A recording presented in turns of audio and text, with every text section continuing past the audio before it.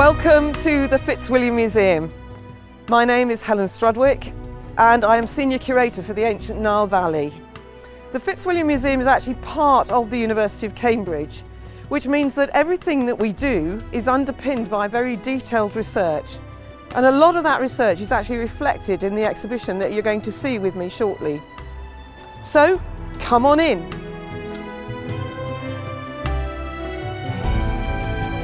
So, welcome to our exhibition.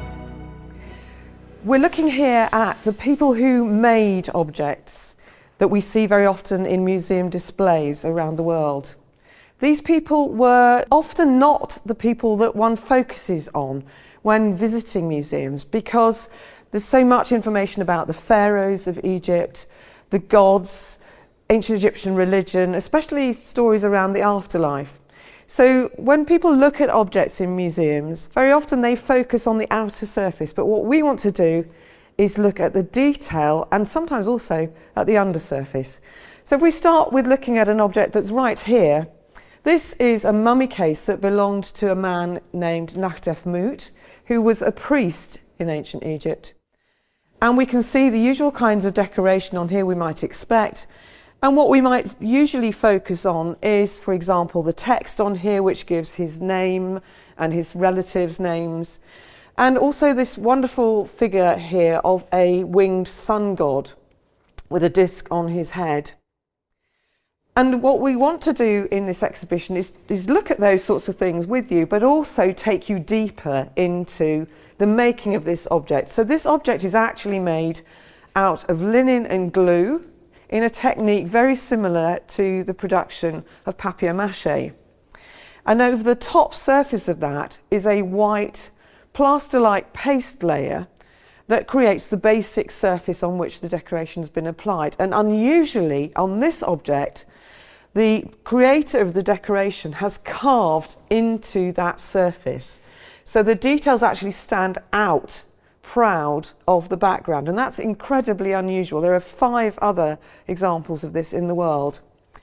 And so this is a fantastic example of that.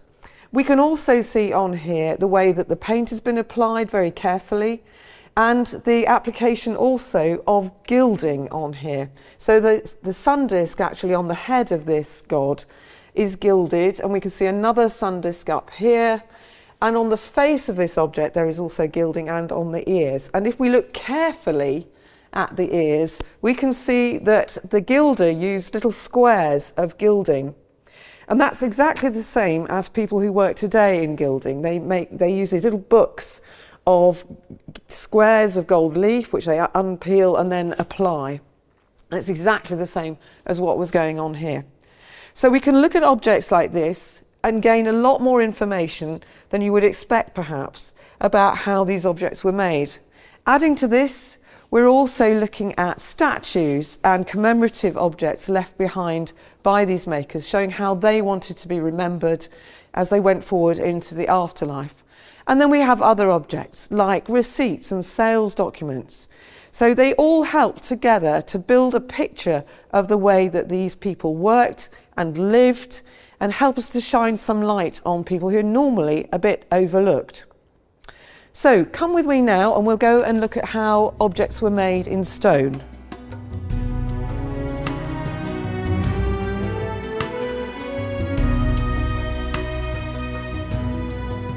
So in this room we're actually talking about how things were worked in stone, focusing here particularly on relief work, and in the next section on carving in the round.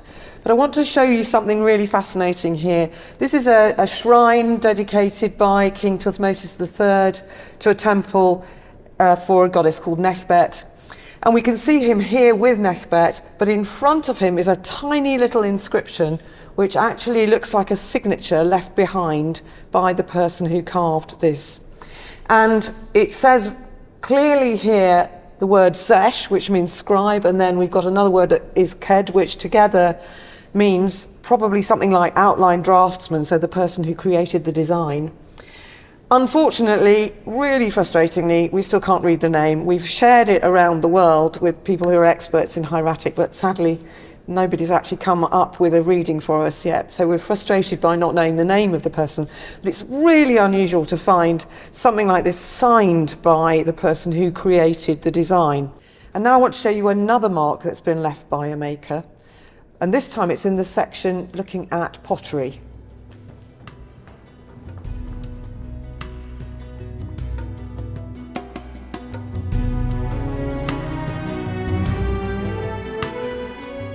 So we're going to look here at an object that we refer to as a soul house. It was created to go above the burial of a person who probably wasn't that well off.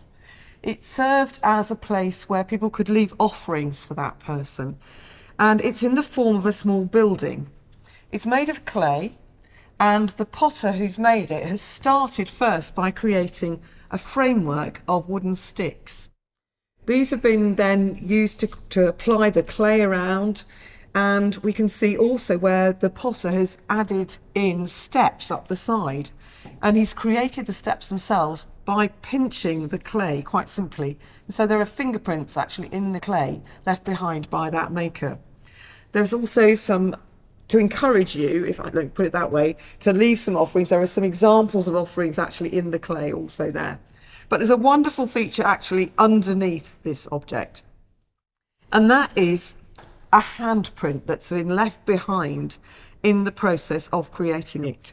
So what would happen is this would have been taken away from the working area where the potter created it and left out in the sun to dry, and in that process of moving it, the person who picked it up left underneath their handprint. And we can see that quite clearly underneath, and actually if I have a glove on and I'm actually allowed to touch the object, I can actually feel the way that the hand fits into the impression there. It's not a very large handprint, and so what we can guess is that the person who moved this was either quite a small person, we know the Egyptians were slightly smaller than we are nowadays, or a young person, maybe an apprentice who worked in the workshop where this was created.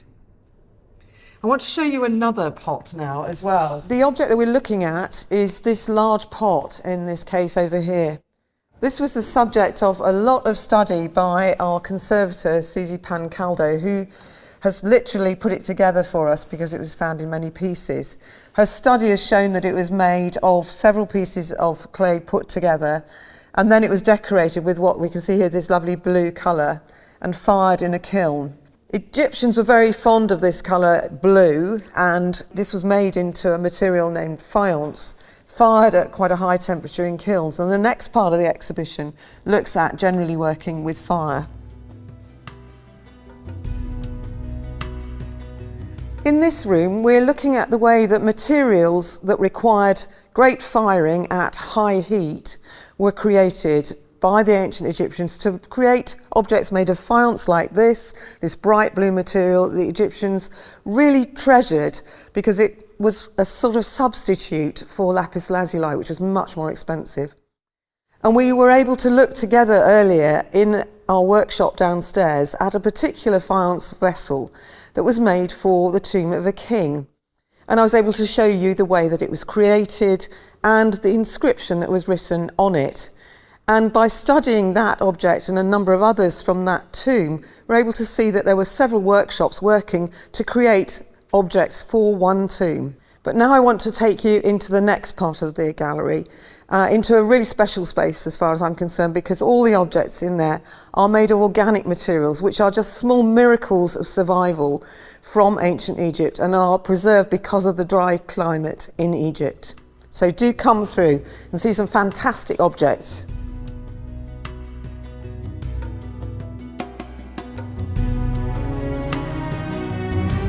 In this gallery, we're looking at the way that linen was created and also some amazing objects made of basketry. So take a look in this case, and you can see here some survivals from over 3,000 years ago. I mean, it's amazing that they are still here. We can see that they were created to contain food offerings that would have been left in the tomb for somebody to survive in the afterlife. But what you can't see so easily is the fact that these objects were originally painted. What it needs is to look at these under ultraviolet light or infrared light, and then these paints come out really clearly. These objects are made of cereal fibres which were wrapped around other plant fibres, and they survived this incredible amount of time because of the incredibly dry climate in Egypt. If we look at the shelf below, we can see here a large lid from another basket, also made from cereal fibre, and here the fibre has actually been dyed by immersing it in iron-rich mud, and the length of time it was in that mud affects the different colours that you can see. And then those cereal fibres have been used to create a kind of pattern which is really very visible when you shine ultraviolet light on the top of it, but we can see some of it here now. And on the other side of the case are two sandals, and those are made actually of palm leaf. And the detail of the way that they're made is so exquisite. You can actually see one of them has got this really carefully made sole there, and on the underside of the other one, it's actually got leather. Now, we may think that everybody probably wore sandals in ancient Egypt, but that's not the case actually, and we can tell that from looking at scenes that are painted on tomb walls, where we see craftsmen at work. Usually they have no sandals on whatsoever. But the owner of the tomb, who's often shown supervising them at work, frequently wears sandals, and it's clearly a mark of status to be able to afford a pair of sandals. So the objects in this case are really amazing because they've survived such a huge amount of time and they still look in amazing condition. But I want to take you now to the end of our exhibition, where we pull all these strands together and look at the work of the master coffin makers. So follow me through the next gallery.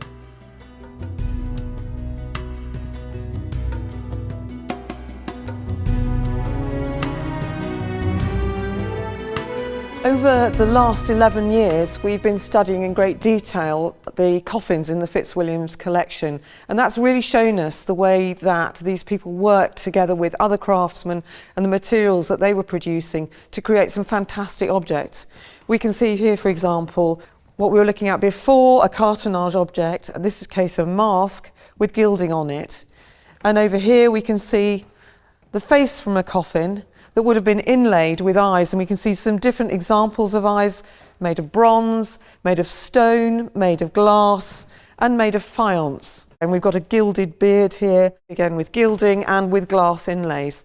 And over here we see what's a fantastic example of the way that these craftsmen could work and make some spectacular objects, here in the form of a wooden mummy board that lay directly over the body of a master craftsman, the person who was in charge of the craftsman's workshops at a temple. And this amazing object really sums up the skills of ancient Egyptian craftsmen, who so often have lurked in the shadows, and here we're hoping to really bring them to life for you and hope that you will enjoy seeing them.